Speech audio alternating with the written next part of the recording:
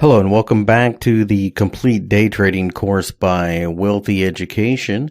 In this video, the second module begins, and the first video is how to use support and resistance. Well, if you do not know what support and resistance is, it is an area, that supports or resists climbing.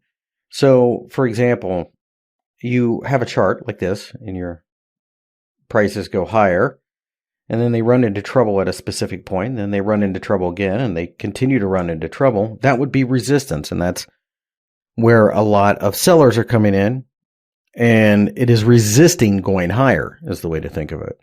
Now, that same level could also be support down the road. Maybe we continue to sell off, and we find that area to be supportive. There's a lot of buyers there.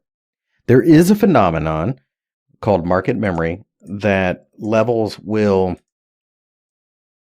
offer resistance, and then once you finally break above it, a lot of times will offer support. Now, there's a lot of reasons for that. The first one is that anybody who was short or selling at this point is more than happy to get out with a small loss after they've been blown out a little bit, so they have to turn around and buy.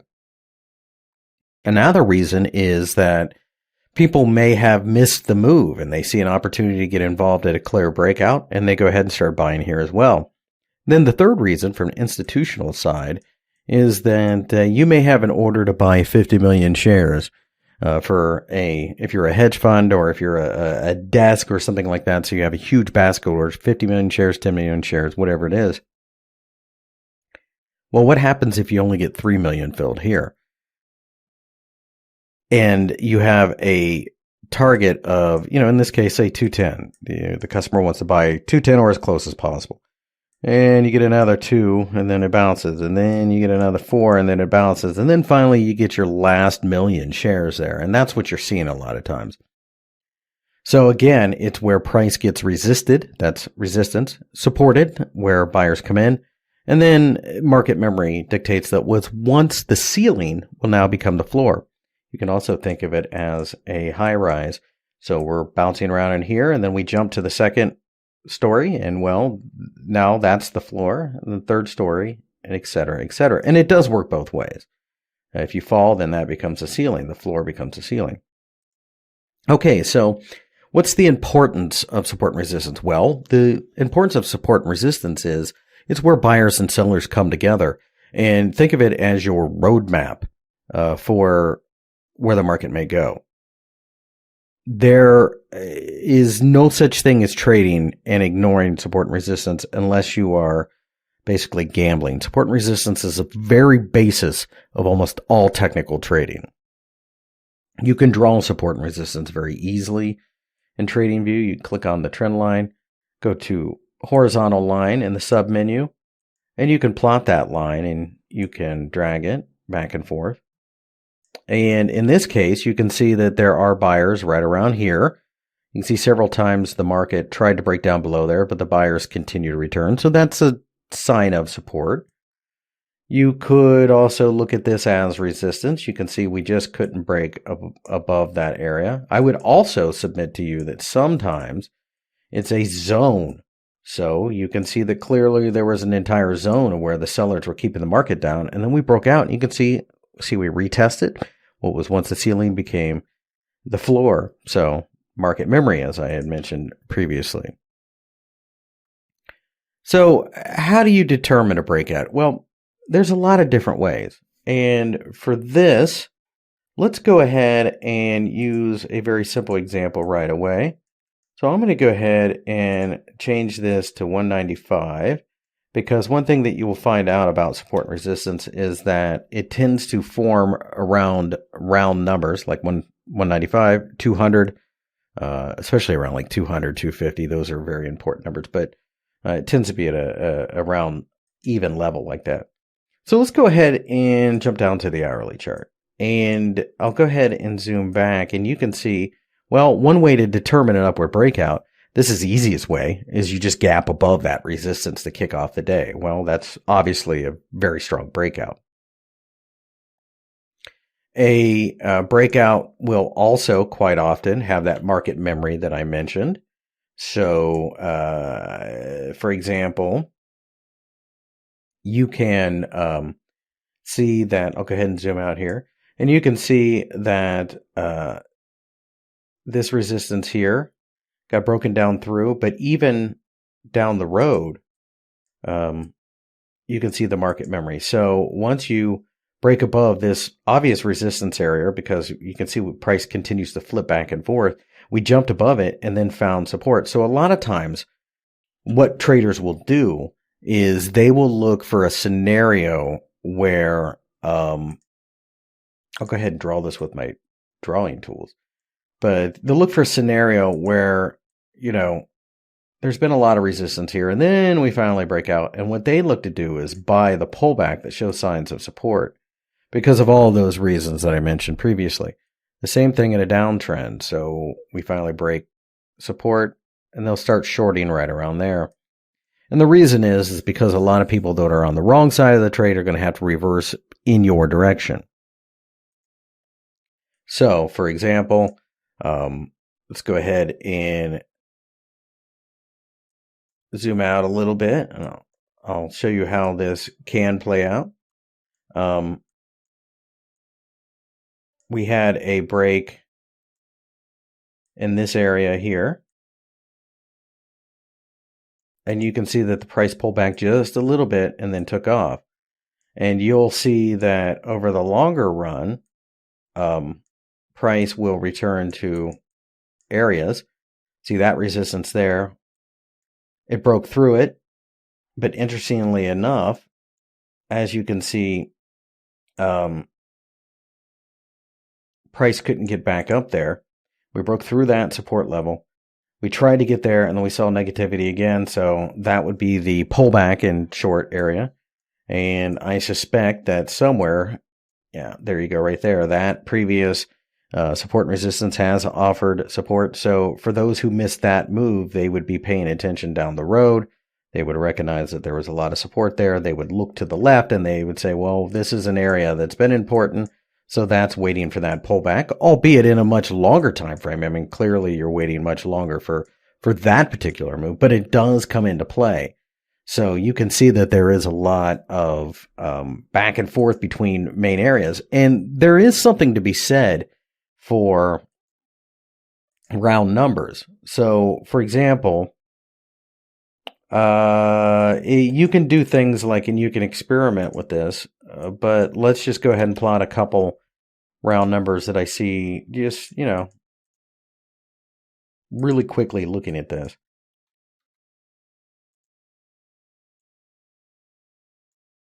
And I'll go ahead and do 150. So those are all round numbers.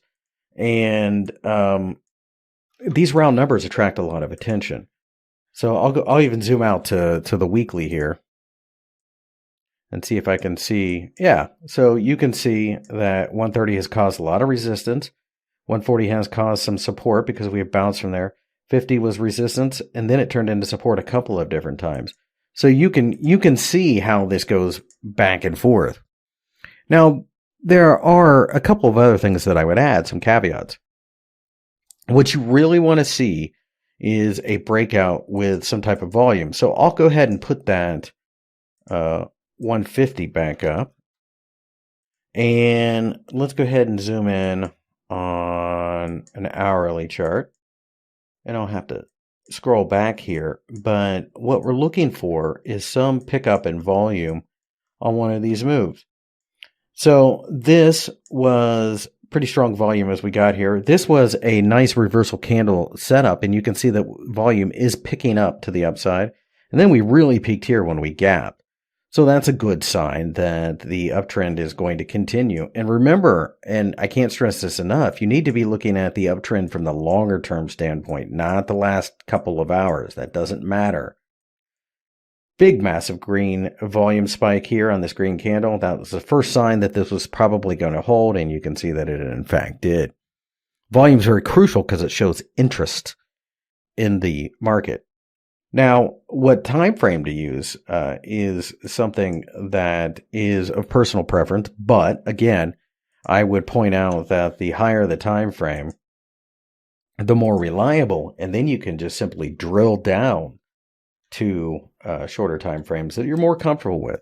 So, for example, if you have an area on JP Morgan that you're paying attention to, and you look at it and you say, okay, I want to get the best entry possible. Well, then in that scenario, you can look towards shorter time frames.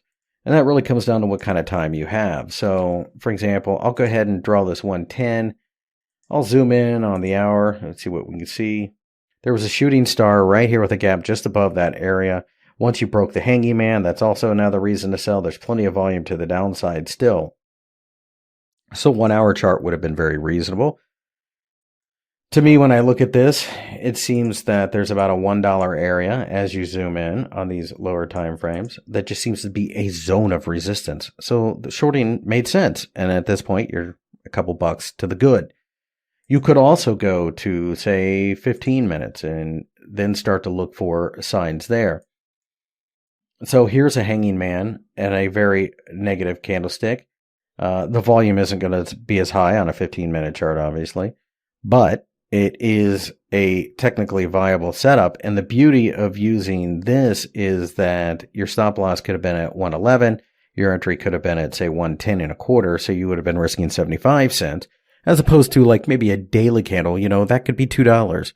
And that's kind of the point. So as you drill down for ever increasing granularity, you can tighten your stops, but it all needs to be in the context of the higher time frame. So 110 matters on the short side on the long-term chart. So I showed you, and that is a bearish candle there. There's another bearish candle there. There's another one there. So really, at this point, you could have shorted there, breaking this 3-candle reversal, or 4-candle reversal for that matter, at 1040. Stop loss at 110.80. That's 40 cent stop loss. So even there, you can cut down your stop loss from 75 cents to 40 cents. So really, there is no right or wrong time frame. Just make sure you know what's going on in the big picture, and then you can get granularity. I mean, you want to give yourself some room to move, obviously, but this could have been taken with as little as 40 cents stop loss. Most of the time, when you start talking about strategies for breakouts, what you're looking at is the overall attitude of the market and perhaps ranges that may or may not matter. So as a general rule, what I like to see is once I've reached 1-to-1, so, let's say in that 40 cents in that example. So I'm risking 40 cents on the 5-minute chart. Well, once I'm up 40 cents, at that point, I'm at break even. There's no point in losing because you are at 1-to-1 there. And then I just simply drag my stop loss along with me, maybe moving up every 10 cents or so. That's one strategy. If I know that there is a target that has attracted a lot of attention, let's go ahead and change. Let's go ahead and change our stock chart. Let's see. Let's go to Citigroup. And let's go to daily, and this will be easier to see from a daily chart, but it will tell you the same story. So for example, if I take this reversal candle here, and I know that there's a lot of resistance up here, then I take my profit there, or at the very least, regardless of what happens, I'm at break even. There's no need in taking that loss. Let's go ahead and look at a couple other examples before we move on so that you get this down. This is AT&T, and this is a daily chart. But you can see I have major levels drawn out. You can do the same thing on short-term charts. So if you were to take a short, you could ride it all the way down to 35. Let's go ahead and move to the 15-minute chart. You can see that we have a nice grind here. One simple way to take a trade in this, or to manage your trade in this, is to recognize that the last swing low, so we had a swing low. If you were long here, for whatever reason you decided to go long, you pulled back and then you bounced again, well, your stop loss can move up to the latest swing low. Eventually, the market will tell you when it's time to get out. So those are 3 strategies. You do the 1-to-1. You do the next major area. I'll just put that as MA. Or you trail your stops and swing lows or swing highs. Those are all three very valid ways to manage your trade so that you can take advantage of support and resistance and dynamic support and resistance, how it continues to form in the market. The trailing stop, I'll draw some lines, down here, hammer, perfect hammer, nice volume, could have taken that. We rally, we come back here. Once we take off from here, make it a fresh new high, your stop loss goes there. High here, high, low there, high there, we tick above there. Could have your stop loss there, might have gotten taken out there, but that's a nice little move.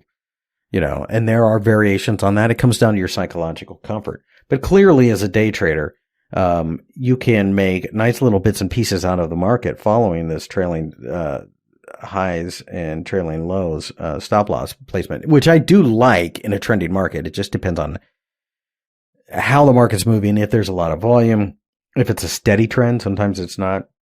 So that just kind of comes down with experience. But if I recognize that there's a place that there's going to be massive resistance, like say up here, because of the gap and the spike high, and we're here, then yeah, I'm okay with taking profits there, especially if I got in way down here. There's no point in really risking at that point.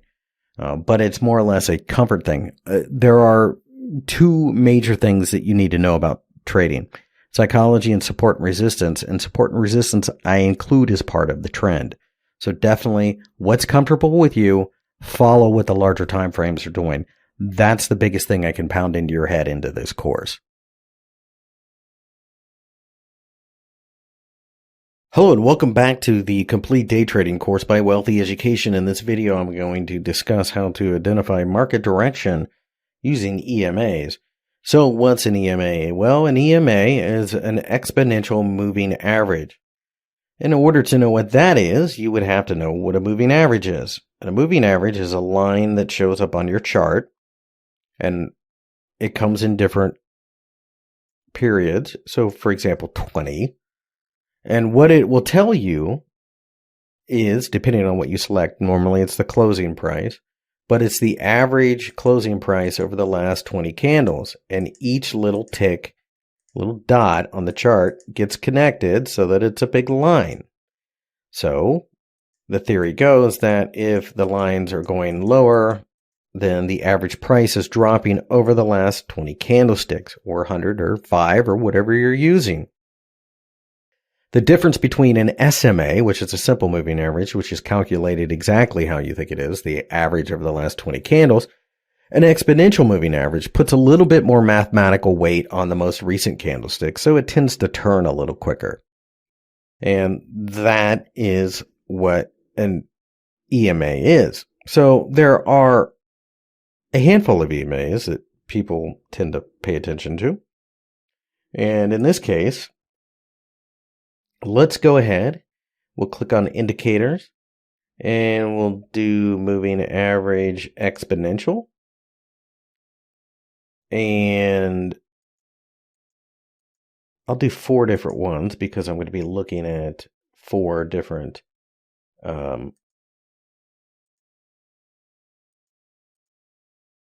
speeds here. And what you see here on the chart right now is the 9 EMA, and that shows the last, in this case, 9 days. Really doesn't matter the time frame. So this right here is the average price over the last 9 candlesticks as far as the closing price is concerned. 9 EMAs typically are going to be used on shorter time frames, such as the 15 minutes. It just shows you the price is going up or down over the last time frames. In this case, last 9 15-minute bars. Now, the astute trader is going to say, well, I can see that on the price, and that's true. However, let's go ahead and change to 20. And you can see that the 20 is a little bit smoother, takes a little longer to change. And that suggests that perhaps the market's a little more stable than the 9 showed because it was going back and forth. There's also a very common one in the 50. And you can see that's much smoother. That shows basically a slightly trending upward market, which you could see from price. And then there is the 200, which is very common. Now, the thing about the 200 is that's almost always a daily thing. So the 200, the reason why this is important is because people recognize that there's 200 trading days for the year. So this is the average price over the last year. And you can see that it just kind of slopes lower as we've been in a downtrend. You can zoom way out. You can see that AT&T was trending slightly lower here for a couple of years and then really started to take off. Now, the average price of the last 200 candles takes a while to start turning, even with the EMA speed. So keep that in mind. I will format the 50. I will change the color here. And the reason I'm doing this is I can show you a very common pattern that technicians pay attention to. And that is this. This is the 50 EMA on the daily chart crossing above the 200 EMA. That is called the golden cross. That means that the shorter time frame, the 50-day moving average, is rallying and it's broken above the longer-term average, and the longer-term average is starting to turn up as well. That means both, in this case, intermediate, because 50 is not really short-term, but it's shorter of the two. Intermediate and longer-term traders are starting to hang on to AT&T, and you can see how quite well it did afterwards. This is where somebody using a moving average crossover system, where you would just buy on this crossover, would close out. And you can see that's a pretty decent move. That's from about 33 to 40. It's also when the quicker one, in this case the 50, breaks below the 200, that's called the death cross. And that means that a lot of selling would probably come, and you can see that we did break down. And why is that? Well, simple, because momentum in the shorter term intermediate traders is definitely negative, and now you're starting to see the longer term sellers come in. So golden cross, death cross. There are a multitude of ways to use these moving averages. There are some that are more important than others. On the daily, clearly the 200 is important because it's a year, but on short-term charts, you're going to find it really difficult to make that one matter too much. So I've gotten rid of the 200. Now we have a 50 EMA. So 50 hours doesn't have any mathematical significance, but it just gives you an idea what's been going on the last couple of days here, last handful of days. Most of the time, though, what you're going to see is I'll make the 20 green. I'll make it a darker green than that. Okay. So I'll make the 20 green. And then the 9 is blue. Now, in this case, you can use this as a crossover strategy. And as long as you're trending, it does work quite well. I mean, that was a nice buy signal. And if you're a short-term trader, a daily trader for that matter, you really got in and out of the market over the course of a couple days on the hourly chart. Or you could even go down to say 5 minutes. And you can see that when you get a sudden blast higher, especially with this candlestick, as strong as it is, and the cross, you buy, and then you're in this market basically till the end of the day. Nice move.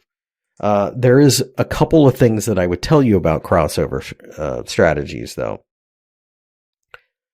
They only work in trending markets.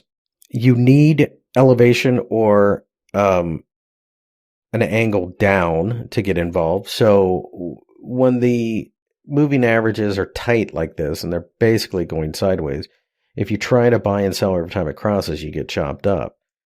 However, if you see one break higher like this, and all of a sudden they're starting to spread out and they're starting to turn up, that's an entirely different scenario. And that's where a lot of new traders get caught on these. They try to trade them every time that they cross, and that's not always a good thing. You can see how messy it is here. You can see how choppy it is here. The idea is, though, for every bad area, maybe that's a bad signal, you get a good one. That's a bad one. You get a decent one. You get a good one right after that. So the idea is that statistically it works out, but you are going to get in trouble with whipsaws occasionally. And that's why moving average crossover systems are good, because they do work statistically over the longer term, but you can have several short and small losses in a row unless you use some type of filter, and that's something that varies depending on the trader. With me, I like to see downtrending or uptrending to go along with the cross. Maybe a specific candlestick pattern. So like when we broke higher here, this hammer gives me a little bit more confidence. Major support and resistance, like we talked about in the last video, that helps as well. But to just go willy-nilly every time it crosses is definitely dangerous, especially if the moving averages are very tight.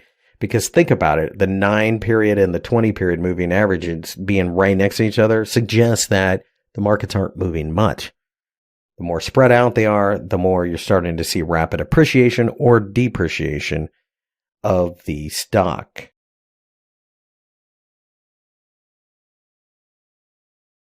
Hello and welcome back to the Complete Day Trading course by Wealthy Education. In this video, I'll be taking a look at the MACD, or the Moving Average Convergence Divergence Indicator, to identify market direction. So the first thing that we need to do is plot the indicators. We go to Indicators, and we move down to MACD, not MACD Strategy, but MACD.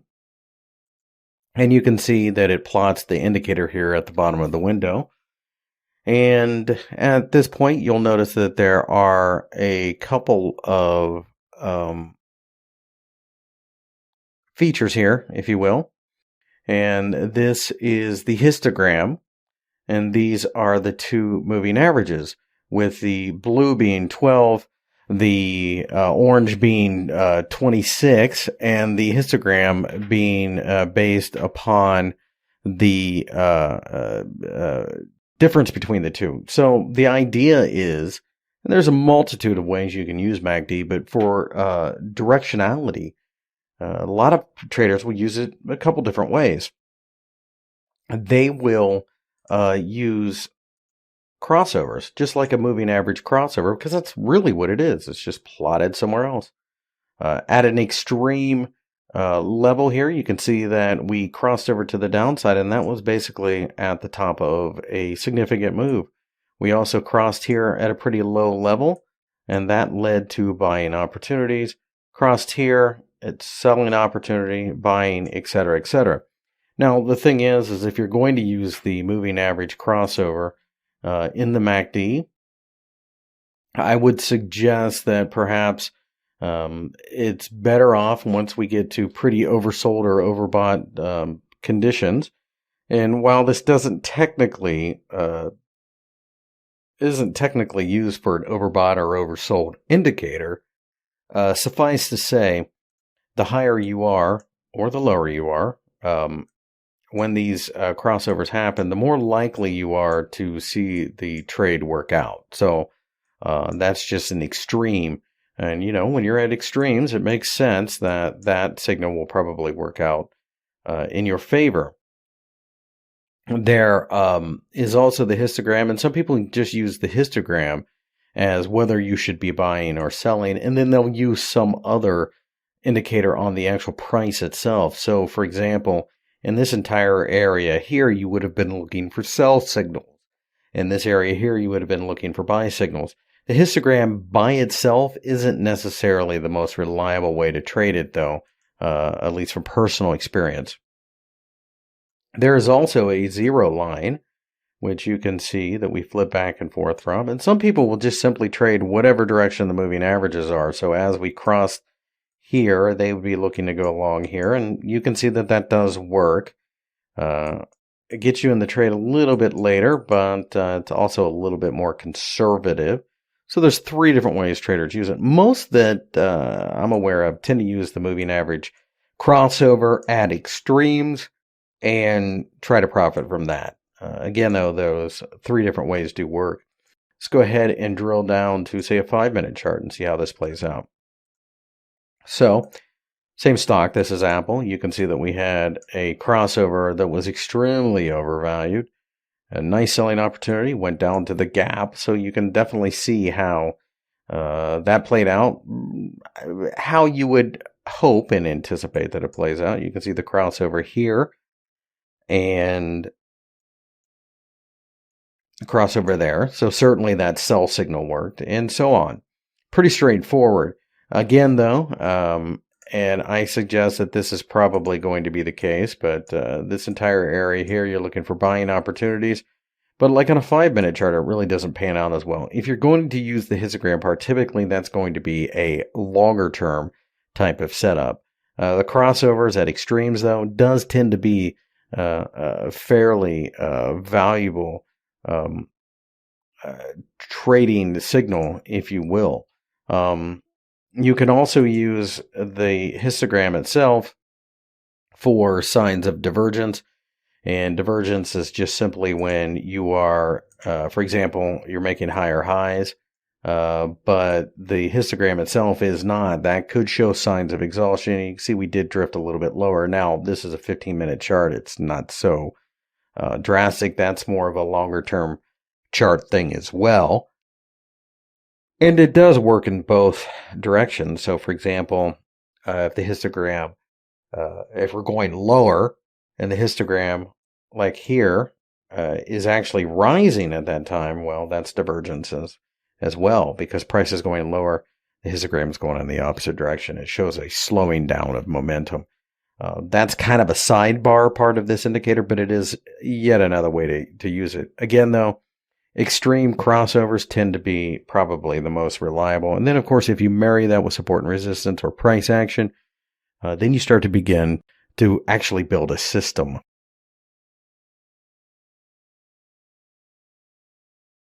Hello and welcome back to the Complete Day Trading course by Wealthy Education. In this video, how to identify overbought and oversold conditions using Relative Strength Index. The Relative Strength Index, or the RSI, is a very common indicator which you can plot on the chart by clicking indicators and scrolling down to the appropriate relative strength index.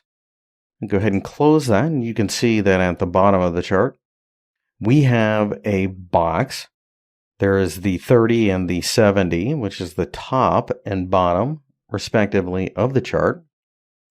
And essentially, what this thing does is it tells you when we may be overbought or oversold.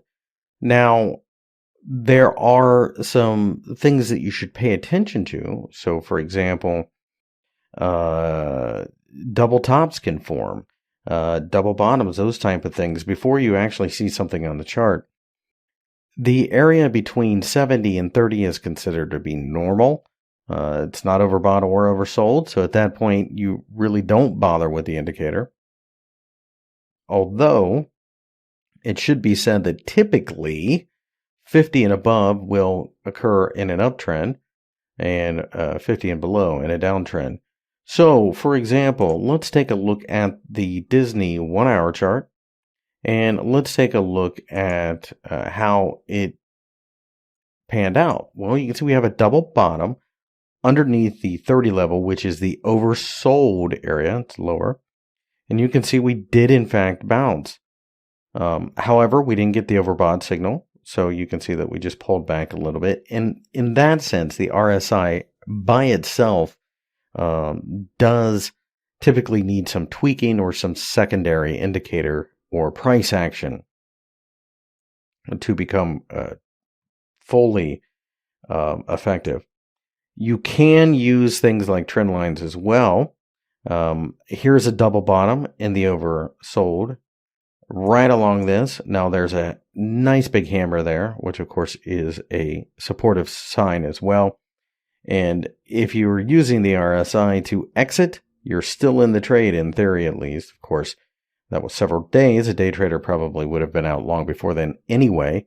But really at that point, you can see how it does kind of pan out here. Let's go ahead and switch over to another stock here. Let's try Walmart. And you can see that, interestingly enough, Walmart gapped higher right here on earnings and we went immediately to overbought, and that's extremely overbought, and we fell right away. And you can see we did in fact fall all the way to at least here before bouncing, and here. We did not get a signal here, but we did get a signal there, and that was a buy signal, short-term buy signal. We got overbought here. We pulled back. We did not get a signal going back the other direction, and that's the thing.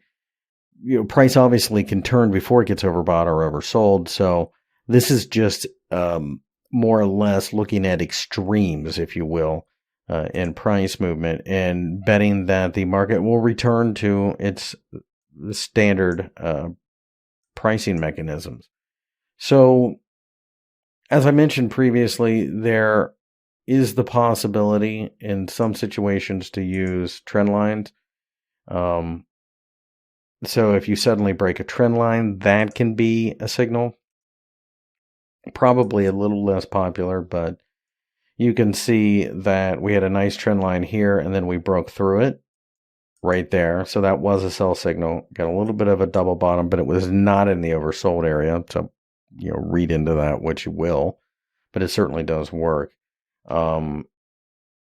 Interestingly enough, even though it's not a signal in and of itself, you can see that we were climbing long before price actually broke higher. So that could have been a little bit of a tip off. Go ahead and go to the 1 hour chart here. And you can see, as I mentioned previously, overbought, and then we took off to the downside. At this juncture, you can see that this was overbought, but by itself, that signal may have found you some trouble. That's why it's wise to often use support and resistance, like I had mentioned earlier in the course, to recognize where a decent trade may play out.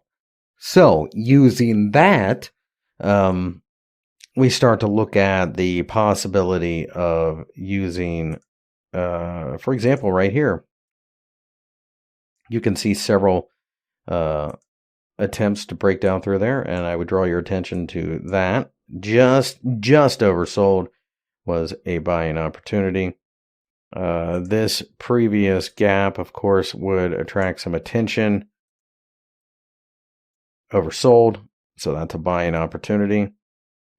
When you look at the charts here, you can see that clearly something is going on right there at that price at about 87.5, 87.25.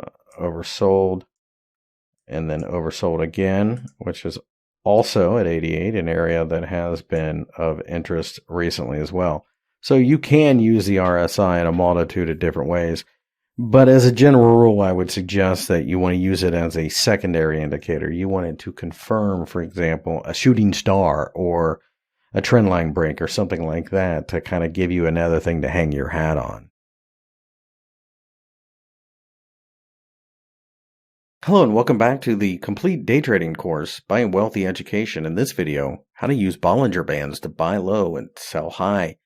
So the Bollinger Band is an indicator that is based upon the two standard deviations. And if you remember in your math classes, two standard deviations on the bell curve looked something like this.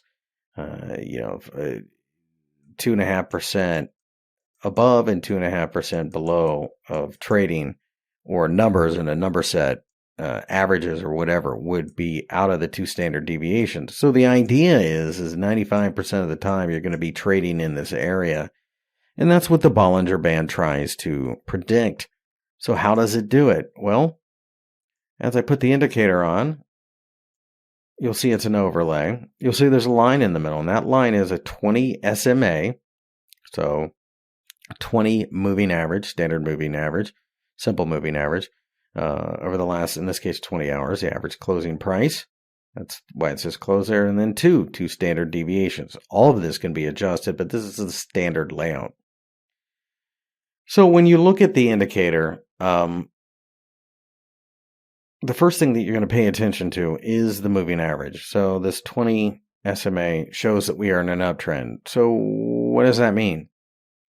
That means that you only want to buy in this scenario. And the idea is that occasionally markets get a little out of kilter, and in this case we closed outside of the 2 standard deviation, and well, that's too expensive. So we came back down to the SMA and bounced from there. You would not be concerned about the markets being overbought until you closed outside of the 2 standard deviations. So your entry is 95, your exit is about 97.5. Nice little trade.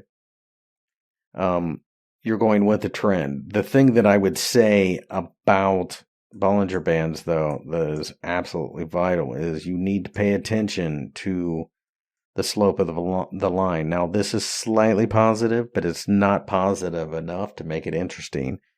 And this is a sideways, choppy, nothing market, and that's exactly how it should be treated.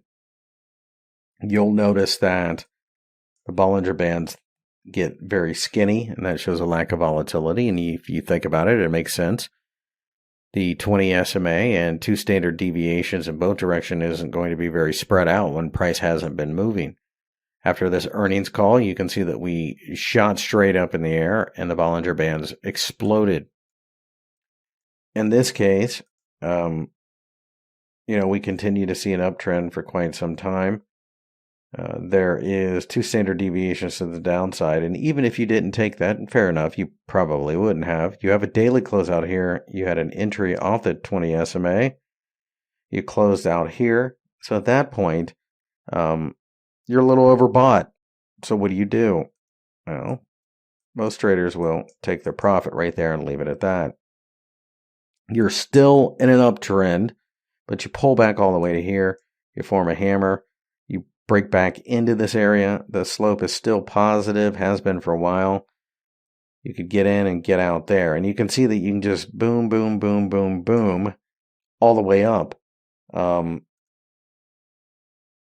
you look at this chart, there are some pullbacks occasionally.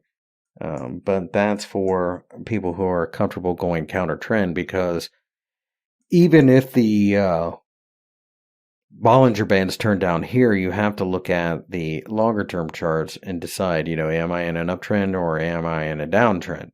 Well, you in an uptrend. That would have been somewhere around here. So you'd been in an uptrend for a minute.